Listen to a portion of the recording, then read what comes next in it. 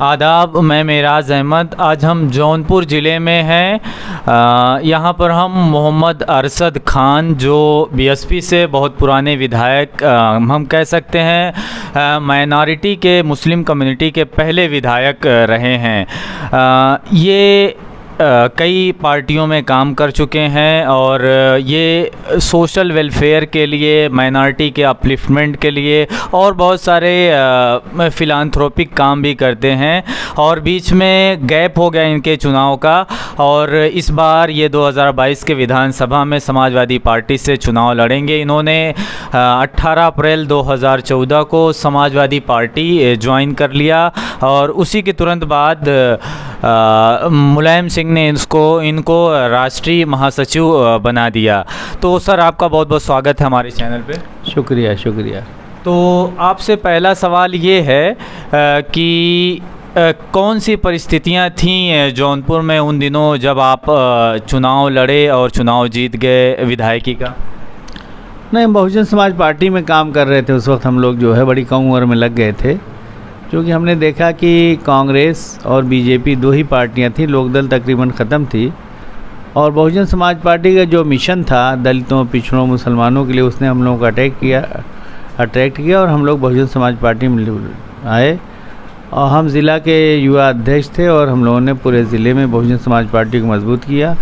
मुलायम सिंह यादव जी मुख्यमंत्री रह चुके थे 91 में, लेकिन काशीराम जी कुछ भी नहीं थे। फिर भी हमारा बनाया हुआ संगठन था कि 10 में 8 सीटें गठबंधन में 93 में बहुजन समाज पार्टी को मिली थी, 2 सीट समाजवादी पार्टी को मिली थी। और उसमें से हम लोग 7 सीट उत्तर प्रदेश में यहाँ सपा बसपा गठबंधन में जौनपुर से जीते थे। फिर क्या है, मायावती की तानाशाही आ गई। काशीराम ने मायावती को यहाँ प्रभारी बना दिया, तो डॉक्टर मसूद और हम 2 लोग उससे अलग हो गए। और फिर हम लोगों ने अपनी पार्टी नेशनल लोकतांत्रिक पार्टी 95 में बनाया था। 20 साल चलाया। दलितों को, पिछड़ों को, मुसलमानों को, आदिवासियों को, कमज़ोरों को बड़ी तादाद में जोड़ा। और एक एमपी बालेश्वर यादव हमारी पुरानी पार्टी नेशनल लोकतांत्रिक पार्टी से पटौना से एमपी हुए। दीनानाथ कुशवाहा देवरिया से हमारी पुरानी पार्टी नेशनल लोकतांत्रिक पार्टी से एमएलए हुए। और 12 नगरों में चेयरमैन जीते थे, जिसमें एक आजमगढ़ ज़िले से बिलरियागंज से शमी मोहम्मद भी चेयरमैन हुए थे। तो पूरे 12 स्टेट में संगठन था। 2014 में जब मुलायम सिंह यादव जी ने आजमगढ़ लड़ने का फ़ैसला लिया, तो चूँकि मेरा आजमगढ़ में जौनपुर दोनों ज़िले में मकान है और हमारा संगठन भी अच्छा था, तो हम लोगों ने सोचा मुलायम सिंह यादव अच्छे आदमी हैं और आजमगढ़ से जीत जाएंगे तो आजमगढ़ की तरक्की होगी, खुशहाली आएगी। तो नेशनल लोकतांत्रिक पार्टी के राष्ट्रीय अध्यक्ष जैसे हैसियत से हमने ऐलान कर दिया कि हम आजमगढ़ में, और 14 सीटों पर हमारी पार्टी लग रही थी, उसके अलावा जितनी सीटें हैं सब जगह समाजवादी पार्टी का हमारी पार्टी समर्थन करेगी। तो आदरणीय बलराम यादव जी से बात हुई, उन्होंने कहा 22 मार्च 2014 को आप आइए, आपका स्वागत है। तो हमने देखा वहाँ शिवपाल जी का बहुत बड़ा प्रोग्राम था आजमगढ़ में, उसमें एज ए राष्ट्रीय अध्यक्ष अपनी पार्टी का मैंने ऐलान किया समर्थन का। और फिर जो है बाद में मुलायम सिंह यादव जी ने हमें बुलाया और मर्जर के लिए कहा। हमने कहा कि इससे बढ़िया बात क्या है, कि इससे ज़्यादा सम्मान क्या है कि बिना बातचीत किए हम अपनी पार्टी का आपको समर्थन कर रहे हैं। खैर समझाया कि मैं दलितों, पिछड़ों, मुसलमानों के लिए कर रहा हूँ, आइए मिलजुल करते हैं। तो जो मुल्क के और प्रदेश के राजनीतिक हालात थे, तो हमने साथियों ने मशवरा किया और समाजवादी पार्टी में मर्जर का फैसला हुआ। 18 अप्रैल 2014 को हमने मर्जर किया मुलायम सिंह सामने और उन्होंने राष्ट्रीय महासचिव बनाया। जी। तो अगर हम पूछना चाहें तो इस बार आप 2022 में चुनाव लड़ेंगे यहाँ से? देखिए, राजनीति निरंतर काम करने वाली प्रक्रिया। हम चुनाव की तैयारी जौनपुर सदर से कर रहे हैं। अगर समाजवादी पार्टी चुनाव लड़ाएगी तो ज़रूर लड़ेंगे। हो सकता है हमें पूरे प्रदेश में काम करने के लिए कह दें तो पूरे प्रदेश में काम करेंगे। लक्ष्य है कि 2022 में भारतीय जनता पार्टी की सरकार हटे, अखिलेश यादव जी उत्तर प्रदेश के मुख्यमंत्री बने, समाजवादी पार्टी की सरकार बने। और अगर पार्टी लड़ाएगी तो इंशाल्लाह लड़ेंगे जौनपुर सदर से, और भारी बहुमत से दलितों, पिछड़ों, मुसलमानों और सभी बड़ी जातियों का भी वोट लेके इंशाल्लाह जीतेंगे। हर समाज के लोग हमारे साथ हैं बड़ी तादाद में। अगर हम बात करें बीजेपी की, अभी आपने कहा कि बीजेपी आपकी विरोधी है, तो क्या आपको बीजेपी 2014 से सेंट्रल में है, फिर 2017 से यूपी में, कोई ऐसा काम नहीं लगता आपको कि जिसको लेकर के वो काम किए हैं स्टेट में, चाहे तो कंट्री में पूरे? नहीं, भारतीय जनता पार्टी ने बहुत सारे अच्छे काम किए हैं, वो अच्छे दिन लाए हैं। क्योंकि 7 साल पहले गैस 400 रुपया थी, अब माशाल्लाह 900 कुछ रुपया है, डबल से ज़्यादा हो गया। एक अच्छा काम उनका ये है। पेट्रोल 60 रुपया लीटर था, अब 100 रुपया लीटर हो गया। एक बढ़िया काम ये है कि पेट्रोल की भी तरक्की हो गई। डीज़ल जो है 55 रुपया लीटर था, इस वक्त 90, 95, 91 रुपया लीटर है, ये भी तरक्की है। इसी तरह से मौत में मरने वालों की तादाद भी खूब बढ़ी है तमाम बीमारियों में, चूँकि उत्तर प्रदेश में किसी भी सरकारी अस्पताल में किसी भी मर्ज़ की पूरी दवा नहीं मिल रही है। अखिलेश यादव की सरकार में सरकारी अस्पतालों में बाहर से दवा लिखना मना था, लेकिन इस सरकार में जो दवाएं नहीं हैं, एलपी का पावर, लोकल परचेज़ का पावर सीएमएस का ख़त्म कर दिया गया है। इसलिए जो आधी अधूरी दवाएँ हैं मिल जाती, बाकी लोग बाहर से ख़रीदना पड़ता है। 30-35% उत्तर प्रदेश की आबादी ब्लड प्रेशर शुगर की मरीज़ है, और किसी भी अस्पताल में ब्लड प्रेशर शुगर की दवा पूरी नहीं मिल रही है इस सरकार में। कोरोना में न संभाल पाए, न इलाज कर पाए, न ऑक्सीजन दे पाए, न दवा दे पाए, न बेड दे पाए, और लाखों लोग उत्तर प्रदेश में, पूरे देश में मर गए। उन्होंने कहा था गंगा साफ़ करेंगे, गंगा और गंदी हो गई और लाखों लाशें उसमें जाके सड़ गईं। गंगा का पानी जितना गंदा 2014 में था, उससे कई गुना ज़्यादा 7 साल में हो गया। उनका एक भी काम नहीं है जिसकी बुनियाद पर जनता उन्हें वोट दे। वो झूठ, फरेब, मक्कारी की बुनियाद पर वोट मांग रहे हैं। दलितों, पिछड़ों, मुसलमानों, कमज़ोरों और गरीबों के लिए ये सरकार बहुत ही नुकसानदेह है, देश के लिए नुकसानदेह है।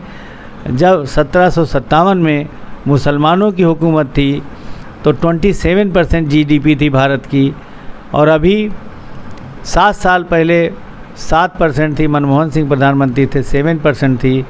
आज मोदी जी के राज में जो उन्होंने नोटबंदी किया, जीएसटी किया, कोरोना आया, तमाम चीज़ें फैलाई, उससे -17% जीडीपी भारत की चल रही है। देश पिछड़ गया है बहुत।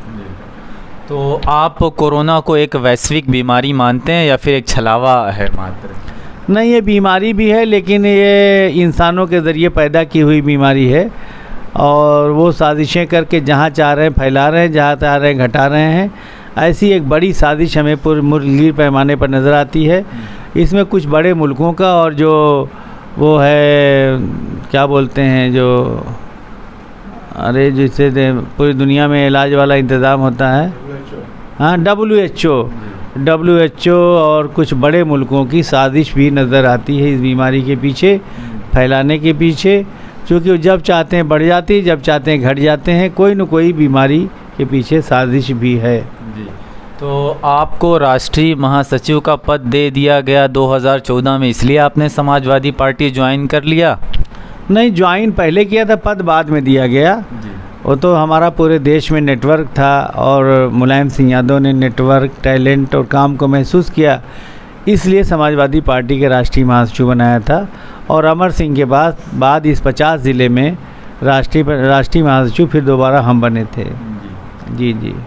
अगर हम जो पिछले 11 महीनों से मुद्दा गहराया हुआ है किसान आंदोलन का, अगर इसके बारे में पूछें, किसान की जो तीनों फार्मूला है, गवर्नमेंट कह रही है कि इससे आपका फ़ायदा होने वाला, ये प्रॉफिटेबल है आपके लिए, जो हम कारपोरेट को दे रहे हैं, इंडस्ट्रियलाइज़ कर रहे हैं आपकी फार्मिंग को। तो आपका इस पर क्या नज़रिया है, जबकि किसान नहीं समझ पा रहे हैं, सरकार ये कह रही है?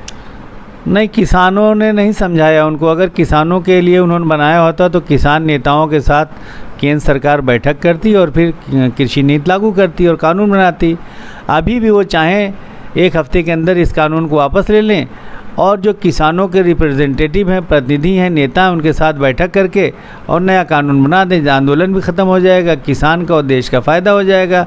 मगर उन्होंने अडानी और अंबानी से मशवरा करके कानून बनाया है, किसानों से मशवरा करके नहीं बनाया है, और न किसानों के फ़ायदे के लिए बनाया है। चूँकि उन्होंने भंडारण क्षमता, पहले एक तक भंडारण क्षमता इससे ज़्यादा नहीं होगी तो ब्लैक मार्केटिंग नहीं होगी।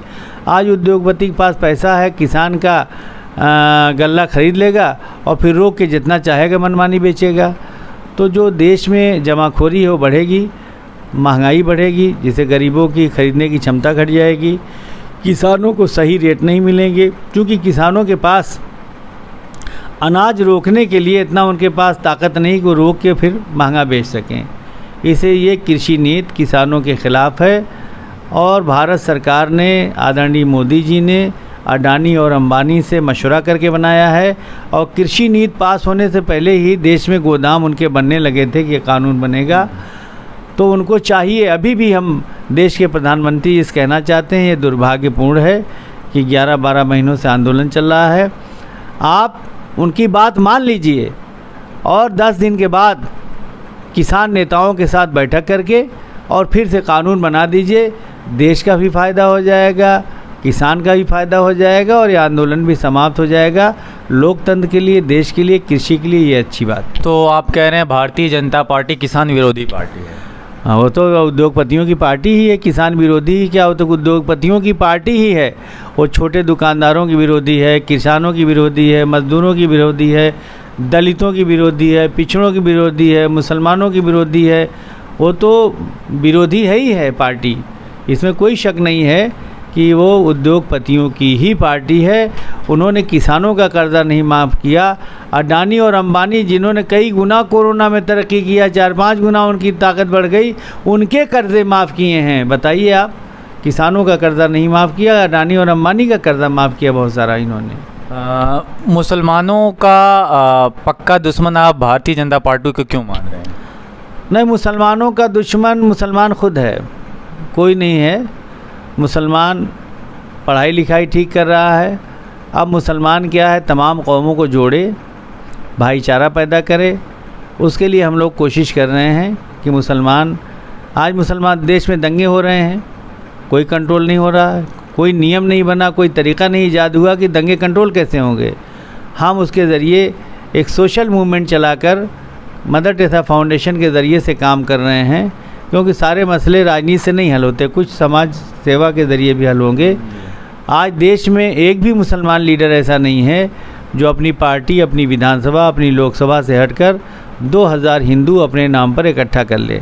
हम मदर टेरेसा फाउंडेशन के ज़रिए से हर शहर, हर विधानसभा में मुसलमान 10-20 और हर बिरादरी के पंडित, ठाकुर, बनिया, लाला और यादव, कुर्मी, कहार, लोहार, तेली, बढ़ई, बिन, निषाद, मल्ला, चौरसिया, राजभर, पाल, बघेल, गणिया, मौर्या, चमार, पासी, धोबी, खटिक, मुसार, वाल्मीकि, आदिवासी, हर कौम में 1-2-4 ऐसे नेता डेवलप करना चाहते हैं जो 2-2 हज़ार हिंदू, 2-2 हज़ार मुसलमान अपने नाम पर इकट्ठा कर लें। अगर ऐसा करने में हम सफल हो जाएंगे तो इंशाअल्लाह हिंदुस्तान में दंगे कंट्रोल हो जाएंगे। आपसे एक सवाल ये है कि अगर हिंदुस्तान में बात किया जाए तो जातियों का, कास्ट का इतना डोमिनेंस क्यों है, इतना प्रभुत्व क्यों है? ये शुरू से चला आ रहा है। पॉलिटिकल पार्टी चुनाव के दौरान अपने कास्ट को मोबिलाइज़ करने की कोशिश करती है, इसका क्या बड़ा कारण है?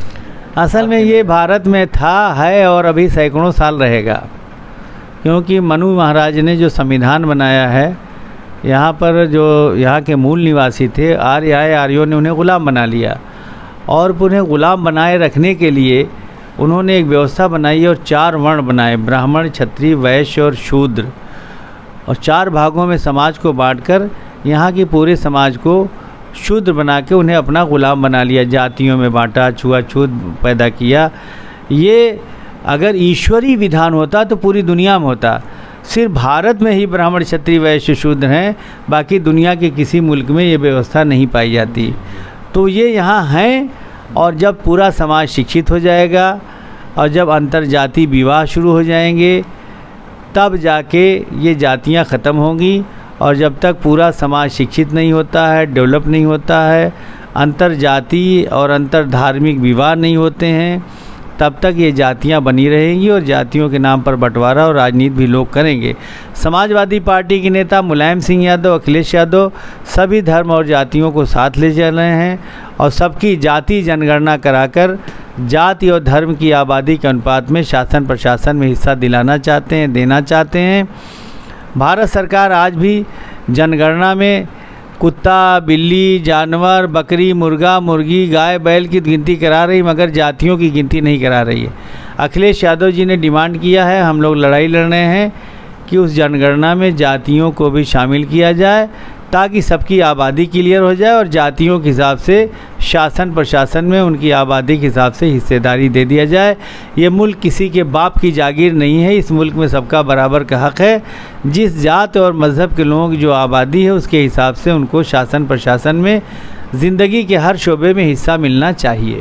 अगर हम 2022 विधानसभा चुनाव की बात करें तो AIMIM ऑल इंडिया मजलिस इत्तेहादुल मुस्लिमीन के नेशनल प्रेसिडेंट असदुद्दीन ओवैसी जिस हिसाब से उत्तर प्रदेश की राजनीति में कूद गए हैं और बड़ा एक पब्लिक मीटिंग्स कर रहे हैं और मुसलमानों को मोबिलाइज़ करने की लामबंद की कोशिश की जा रही है, तो इसमें क्या लगता है कि आपका जो मुसलमानों का वोट था समाजवादी पार्टी का, वो सेफ़ नज़र आ रहा है या फिर उसमें पेनिट्रेशन भेदन हो रहा है? नहीं, उनसे कोई नुकसान नहीं होगा, क्योंकि हम लोग नेशनल लोकतांत्रिक पार्टी चलाते थे और 139 सीटों पर चुनाव हम लोगों ने लड़ाया था और एक MLA भी जीते थे और कई जगहों पर सेकंड नंबर पे थे और 10,000, 5,000, 20,000 वोट मुसलमानों का और लोगों को हम नेशनल लोकतांत्रिक पार्टी मिलता था।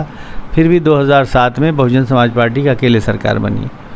2012 में हमारी पार्टी भी थी, पीस पार्टी बहुत मजबूती के साथ पूरे प्रदेश में काम कर रही थी। वो कम से कम मैं समझता हूँ 150-200 सीटों पर पीस पार्टी लड़ी थी, 4 MLA जीते थे और हर सीट पे 5,000, 10,000, 20,000 वोट उनको मिला था। फिर भी वो समाजवादी पार्टी की अकेले सरकार 2012 में बन गई थी।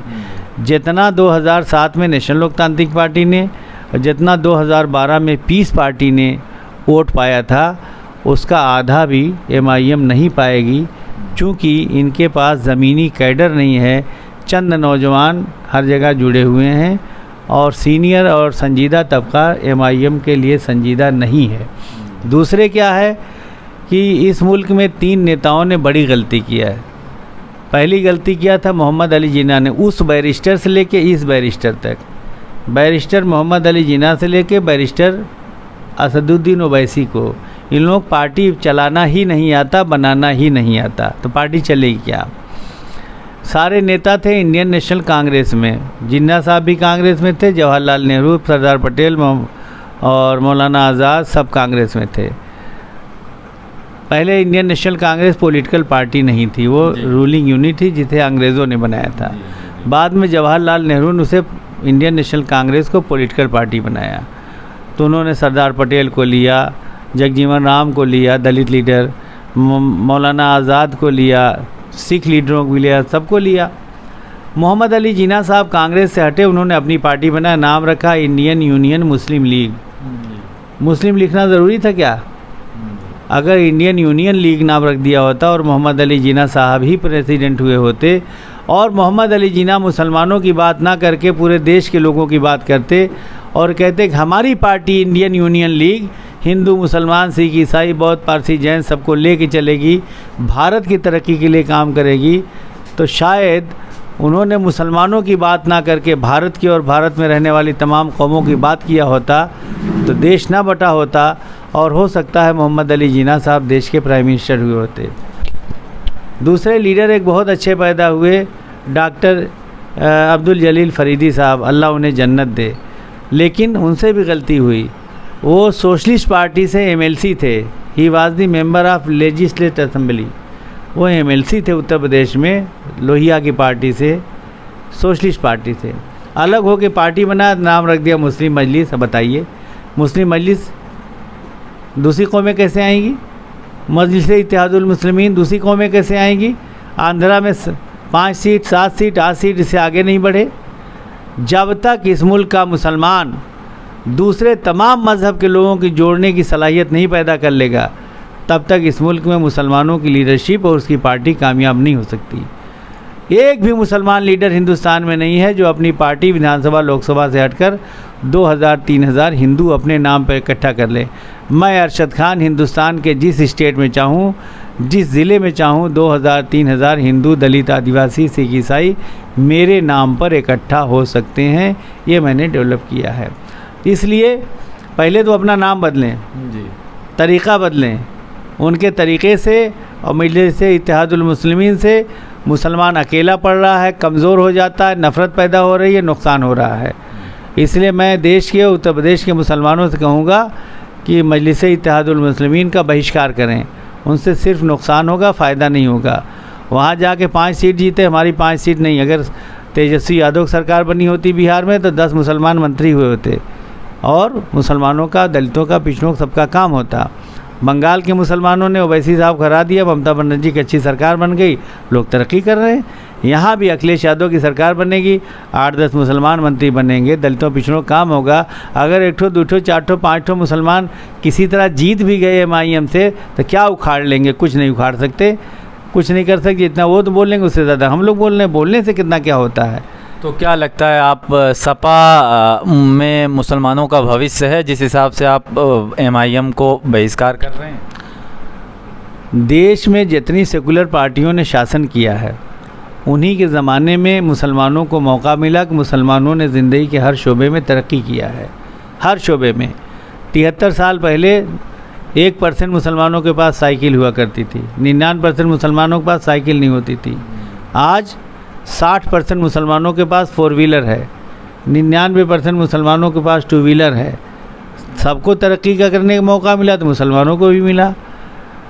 हमारे बचपन में 99% मुसलमानों के पास कच्चे मकान हुआ करते थे, आज 50-60% मुसलमानों के पास बिल्डिंगें हैं। हम लोगों के गाँव में तो 100% मुसलमानों के पास शानदार बिल्डिंगें हैं और 10-5% के पास कच्चे या झोपड़ी हैं, वो भी इंशाल्लाह बन जाएंगे। मकान बन गए, 4 व्हीलर हो गया। हमारे बचपन में 90% मस्जिदों में डेबरी होती थी, लालटेन भी खरीदने की ताकत मुसलमानों के पास नहीं थी। लेकिन आज हमारी मस्जिदें संवर गई हैं। हिंदुस्तान की सारी मस्जिदों में पंखा, AC, कूलर लगा हुआ है, अच्छी चटाई बिछी हुई है, अच्छी कालीन बिछी हुई है और घर भी संवर गए, मस्जिदें भी संवर हो गई। हमारे बचपन में 90% मस्जिदों में वो अलमतरा वाली तरावी हुआ करती थी, आज हर मस्जिद में कुरान पाक की तरावी हो रही है। आज 50% मुसलमान डिग्री होल्डर हो गया, तालीम याफ्ता हो गया है। 30-35% मुसलमान 7, 8, 9, 10, 11 पढ़ा है। और हिंदुस्तान में एक भी स्कूल कॉलेज ऐसा नहीं है, हिंदू भाइयों का भी, यहाँ तक कि RSS का भी नहीं है, जिसमें मुसलमानों का एडमिशन ना होता हो। हम यहीं TD कॉलेज से हमने BA किया है, बाद में MA किया प्राइवेट, लेकिन TD कॉलेज से BA किया है। कोई भी हिंदू भाइयों के स्कूल नहीं है जिसमें मुसलमानों का एडमिशन ना होता हो। अब मुसलमान अपने भी स्कूल कॉलेज खोल रहे हैं, चाहे यादव जी का कॉलेज हो, ठाकुर का हो, पंडित का हो, चमार का हो, सिख का हो, ईसाई का हो, क्रिश्चियन कॉलेज हैं, RSS के भी हैं। सब में हिंदू मुसलमान सबके बच्चे पढ़ रहे हैं। इस मुल्क में खूब तरक्की हो रही है, कोई दिक्कत नहीं है। सेकुलरिज्म से मुसलमानों का फ़ायदा हो रहा है, सांप्रदायिकता से मुसलमानों का नुकसान होगा। आप बाइक को या फिर 4 व्हीलर को तरक्की का पैमाना मान रहे हैं? सच्चर कमेटी 2005 की रिपोर्ट के मुताबिक मुसलमान एजुकेशनली, पॉलिटिकली और सोशली इतना बैकवर्ड है। किस तरीके की बात कर रहे हैं? वो तो आप अपना घर, ख़ानदान, गांव जाके देख लीजिए तो पता लगेगा कितनी तरक्की पे हैं। आपके बाप दादा कितने पढ़े लिखे थे, आप कितने पढ़े लिखे हैं, आपका घर, ख़ानदान, उसे पता लग जाएगा। सच्चर कमेटी मुसलमानों को चूतिया बनाने के लिए और एहसास कमतरी का शिकार बनाने के लिए लाई गई थी और मुसलमानों को बांटने के लिए। ना मुसलमानों ने सुना था अशराफ और ना सुना था अजलास, और क्या है वो, ये सब किसी ने सुना। उसने मुसलमानों में बैकवर्ड शेड्यूल पैदा किया, मुसलमानों को बांटा और मुसलमानों को एहसास कमतरी का शिकार बनाया कि तुम ससुर फटीजर हो। मुसलमान फटीजर नहीं है और ना मुसलमान बैकवर्ड है, ना मुसलमान गरीब है, ना मुसलमान कमज़ोर है। इस देश का मुसलमान बहुत ताकतवर है, बहुत खुशहाल है, उसके पास कोई कमी नहीं है। तो जो रिपोर्ट थी गवर्नमेंट की, सच्चर कमेटी की, तो आप गलत मानते? ये गवर्नमेंट की ऑफिशियल रिपोर्ट थी। खच्चर कमेटी की रिपोर्ट थी, गलत थी, झूठी थी, उसका कोई फ़ायदा नहीं था। मुसलमानों को किसी न किसी तरह एहसास कमतरी का शिकार बनाने रखना चाहते हैं ताकि एक पहलवान सोचे कि तुम तो ससुर कमज़ोर हो, कुछ कर ही नहीं सकते। मुसलमान बढ़िया खा रहा है, बढ़िया पहन रहा है। और आज़मगढ़ के आप रहने वाले, आज़मगढ़ से जौनपुर तक जो बिल्डिंगों वाले गाँव हैं वो मुसलमानों के गाँव हैं, जो बिल्डिंगों वाले गांव हैं वो मुसलमानों के गांव हैं। और आज़मगढ़ से लेकर जौनपुर तक ही नहीं, पूरे हिंदुस्तान में सड़कों पर चलने वाली 60% 4 व्हीलर हमारी है, सड़कों पर चलने वाले 50% ट्रक हमारे हैं। हम कहीं से गरीब कमज़ोर नहीं हैं और किसी से पीछे नहीं हैं। मुजफ्फरनगर का दंगा आपकी ही पार्टी में, आपके रिजीम में हुआ, क्या वो एक बड़ा दाग नहीं है? कोई दाग नहीं है, दंगे फसाद होते रहेंगे। जब अभी हम ही चाहें जौनपुर में दंगा कल हो जाए, मैं चाहूँ दंगा हो जाएगा, सरकार किसी की भी हो। मैं अकेले चाहूँ तो दंगा हो जाएगा। 3 आदमी लिख के गाय काट के ले जाके मंदिर के सामने या मस्जिद सामने फेंक दो, दंगा हो जाएगा। तो दो कुछ कराने वाले रहेंगे, सरकार किसी की रहेगी, हो जाएगी। अखिलेश यादव ने क्या किया, दंगा कंट्रोल किया। और जो लोग भी हिंदू मुसलमान मरे थे, सबके परिवार को 20-20 लाख रुपया एक सरकारी नौकरी दिया। जिन लोगों ने घर छोड़ दिया था, 5-5 लाख रुपया घर बनाने के लिए दिया। आज तक किसी भी, हम नहीं कहते जान की कीमत 20 लाख रुपया एक सरकारी नौकरी है, लेकिन एक सरकारी नौकरी से एक परिवार शानदार ढंग से पल सकता है, समझे आप।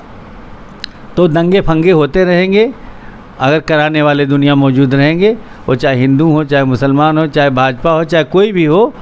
तो दंगे कंट्रोल करना सरकारों का काम है। दंगे रोक नहीं पाती सरकार, कोई सरकार नहीं रोक सकती। तो आप दाग नहीं मानते जिस हिसाब से? बिल्कुल दाग नहीं, बिल्कुल दाग नहीं है। दंगे वगैरह, अरे गांव-गांव फौजदारी होती है। मुसलमान से लड़ते हैं, हिंदू से लड़ते हैं, यादव से लड़ते हैं। इसको सही मानते हैं आप? जब तक दुनिया में शैतान है, मरेगा नहीं, तब तक दुनिया में दंगे फसाद होते रहेंगे। शैतान को अल्लाह ने मार दिया हो तो दंगे फसाद न होते, बुराइयां भी न होती, सब दुनिया में अमन चैन होता। तो हम पॉलिटिकल सवाल से हट करके अब आते हैं आपके फाउंडेशन पे जो आपने बनाया हुआ है, मदर टेरेसा फाउंडेशन। इसका क्या मकसद है? अक्सर एनजीओ जो नॉन गवर्नमेंटल ऑर्गेनाइजेशन हिंदुस्तान में काम कर रहे हैं, अपने आप को एक्सटेंशन कर लेते हैं, एक्सपेंशन कर लेते हैं, फिर उसके बाद पैसे की उगाही का ही एक ऑब्जेक्टिव और एम रह जाता है। क्या आपका भी वही होगा? नहीं, हम 11 साल से काम कर रहे हैं। अभी हमने सरकार से 10 रुपया भी नहीं लिया है और किसी से भी फंड नहीं मांगा है। हम अपनी टीम तैयार करते हैं, ज़हनसाजी करते हैं, उनके ज़म पे हम पूरे देश में काम करते हैं।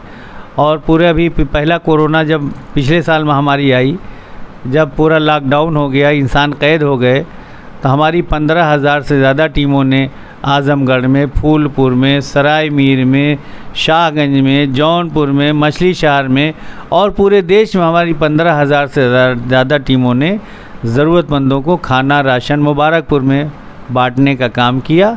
और हम जब हमारे लोग निकले 10,000 20,000 लेके निकले, समाज ने मदद किया और काम किया लोगों ने। तो ज़्यादातर एनजीओ तो देश में जो बने हुए हैं वो 2 नंबर का पैसा 1 नंबर करने के लिए बने हैं, या सरकारी फ़ंड या प्राइवेट फ़ंड इकट्ठा करने के लिए बने। कुछ लोगों ने काम के लिए बनाया है और कुछ अधिकारी और उद्योगपति अपनी बीवियों के नाम से बनाते हैं, रिश्वत लेने के लिए, 2 नंबर पैसा 1 नंबर करने के लिए। तो हमारा ऐसा कोई मकसद नहीं है। मदर टेरेसा फाउंडेशन एक बड़े मिशन पे काम कर रहा है, तमाम कौमों को जोड़ने के मिशन पर और भाईचारा पैदा करने के मकसद पर, और उसमें माशाल्लाह हम कामयाब हैं। लाखों लोग हमारे साथ, हिंदू, मुसलमान, सिख, ईसाई, बौद्ध, पारसी, जैन, दलित, आदिवासी जुड़े हैं। अभी 10 मार्च को कानपुर में मदर टेरेसा फाउंडेशन के बैनर तले सिख सम्मेलन हुआ था, जिसमें मैं चीफ गेस्ट था। 2000 से ज़्यादा सिख आए थे। ये शायद हिंदुस्तान का पहला सिख सम्मेलन था जिसमें कोई मुसलमान चीफ गेस्ट था और दूसरे मज़हब के लोग आए थे। अभी हम ईसाई सम्मेलन करने वाले हैं दिल्ली में, उसमें भी 2-3 हज़ार लोग आएंगे। हम उड़ीसा, झारखंड में दलित और आदिवासी जाते हैं, 2,000-3,000 इकट्ठा होते हैं। तो खुदा का शुक्र है, तमाम कौमों को जोड़ रहे हैं खिदमत की बुनियाद पे और संघर्ष की बुनियाद पे। हम उसके बैनर तले लड़ाई भी लड़ते हैं। हम लड़ाई लड़ रहे हैं कि दलित और आदिवासियों का आरक्षण 18% है, उनकी तरक्की सबसे कम हुई, इसलिए उनका आरक्षण बढ़ाकर लोकसभा में, विधानसभा में, न्यायपालिका में, नगर और ग्राम पंचायतों में, एजुकेशन में, नौकरी में 30% किया जाए। ये पूरे देश में हम लड़ रहे हैं दलितों आदिवासियों के लिए। अगर हम देश के, मुल्क के 3 नेता का नाम लें, नरेंद्र मोदी और ममता बनर्जी या फिर असदुद्दीन ओवैसी, तीनों में से आप किसको अच्छा लीडर मानेंगे? नहीं, हम तो अखिलेश यादव को सबसे अच्छा लीडर मानते हैं, इसीलिए उनके। आप तीनों में से बताइए। मैं तीनों में, मैं किसी को नहीं अच्छा मानता। मैं अखिलेश यादव को अच्छा लीडर मानता हूँ, इसलिए अच्छा अखिलेश यादव के साथ काम कर रहा हूँ। अखिलेश यादव को मैं अच्छा लीडर मानता हूँ। क्या खूबी आप अखिलेश यादव में देख रहे हैं जो इतना इंटीमेशन है आपका? अखिलेश यादव दलितों, पिछड़ों, मुसलमानों को जोड़ने की क्षमता रखते हैं। असदुद्दीन ओवैसी हिंदू भाइयों को जोड़ने की सलाहियत नहीं रखते। और मुसलमानों को अलग थलग कर देते हैं, जिससे मुसलमानों का नुकसान हो रहा है। नरेंद्र मोदी जी माइनॉरिटी को किनारे करके चल रहे हैं। ममता बनर्जी जी अच्छी लीडर हैं, इन तीनों में वो बंगाल में चला रहे हैं दलित पिछड़े मुसलमानों को। लेकिन हम उत्तर प्रदेश में हैं, उत्तर प्रदेश में अखिलेश यादव के अलावा ममता बनर्जी की यहाँ पार्टी ही नहीं है। मोदी के साथ कोई मतलब ही नहीं है, क्योंकि वो मुसलमानों की, दलितों पिछड़ों की वो पार्टी विरोधी है। ओवैसी साहब न मुसलमानों के हितैषी हैं न दलितों पिछड़ों के, वो मुसलमानों को अलग करके मुसलमानों को नुकसान कर रहे हैं। तो अखिलेश यादव सबको लेके चल रहे हैं, इसलिए Akhilesh Yadav is good leader in Uttar Pradesh. 2022 की अगर हम बात करें तो समाजवादी का कोई लहर नहीं दिख रही, किसी तरीके की ज़मीनी हकीकत नहीं दिख रही है। क्या वजह है? इस पे चर्चा परिचर्चा नहीं हो पा रही है समाज में, होटल्स पे, रेस्टोरेंट में। मैं समझता हूँ आप नौजवान हो, आपको चश्मे की ज़रूरत नहीं है जी। लेकिन अगर नहीं देख पा रहे हैं तो आपको चश्मे की ज़रूरत है। समाजवादी पार्टी की ही लहर चल रही है और पूरी जनता वोट देने के लिए तैयार है और अखिलेश यादव को मुख्यमंत्री बनाने के लिए कमर कस रही है। और हर चाय की दुकान पर समाजवादी पार्टी की चर्चा चल रही है। और ख़ास तौर से आप मुसलमान हैं, मुसलमानों की पार्लियामेंट तो चाय की दुकान ही है। तो आप चाहते हैं कि हम समाजवादी का चश्मा लगा के देखें? नहीं, अपना सही चश्मा लगाए जिससे सही दिखाई देने लगे। और मैंने समझा कि आप नौजवान हैं, आपको बिना चश्मे के भी दिखाई दे रहा होगा। लेकिन अगर उत्तर प्रदेश में समाजवादी पार्टी की लहर नहीं दिखाई दे रही तो इसका मतलब कि आपको चश्मे की ज़रूरत है, जिससे आपको सही दिखाई दे, तो पावर के चश्मे की। तो आप समाजवादी चश्मे की बात कर रहे हैं, यही इशारा कर रहे हैं? नहीं, सही चश्मे, ताकि आपको सही दिखाई दे, और सही दिखाई देगा तो समाजवादी पार्टी की लहर आपको दिखाई देगी कि अखिलेश यादव जी उत्तर प्रदेश के मुख्यमंत्री बनने वाले हैं, लोग वोट देने की तैयारी कर रहे हैं। बीजेपी की अगर हम बात करें तो आप 3 काम बताइए जिसको लेकर के आप खुश हैं, अभी तक की बात करें। हम बीजेपी के किसी काम से खुश नहीं हैं, उसका कोई काम हमें इम्प्रेस नहीं करता। और जो कुछ वो करते हैं सिर्फ राजनीति के लिए करते हैं, समाज के लिए नुकसानदेह उनका सारा काम हुआ है। इसलिए हम बीजेपी के एक काम को भी पसंद नहीं करते। हम लास्ट में आपसे पूछेंगे अपने दर्शकों के इंस्पायरेशन के लिए, उनके प्रोट्यूजन के लिए, कि आपने अपना राजनीतिक कैरियर, पॉलिटिकल कैरियर कैसे शुरू किया, क्या परिस्थितियां रही हैं, क्या स्थितियां रही हैं, क्या हालात रहे हैं, आप इस पे कुछ रीथिंकिंग नज़रसानी करें।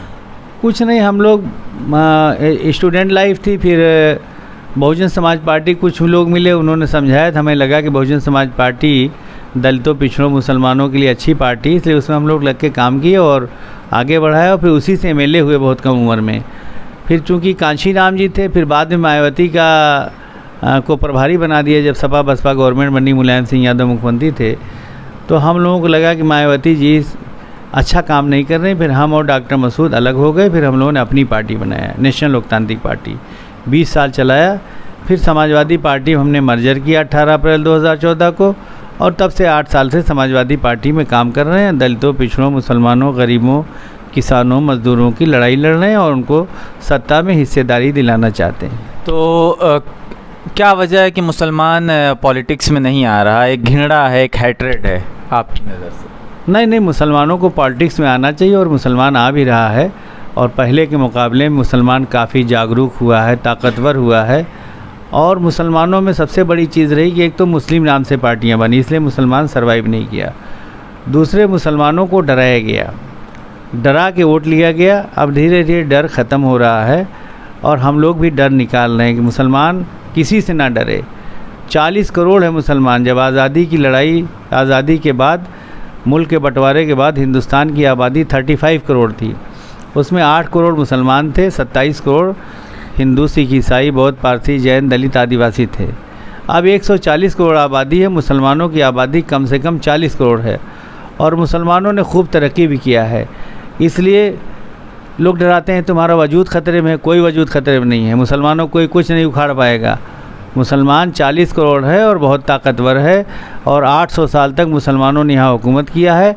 मुसलमानों को चाहिए कि महीने के 30 दिन होते हैं, 5 दिन की आमदनी, 5 दिन का वक्त, दलित आदिवासी पिछड़े भाई जो हिंदू हैं, सिख ईसाई बौद्ध पारसी जैन हैं, उनकी भलाई के लिए काम करें, उनकी मदद करें, उनकी बस्तियों में जाएं, उनके मर जाएं तो दरवाज़े पर जाएं, घाट पे भी जाएं, और कोई बीमार हो आपके मोहल्ले में हिंदू भाई, उसे देखने भी जाएं, किसी की मौत हो वहाँ जाएं और उनके दुख सुख में हिस्सा लें।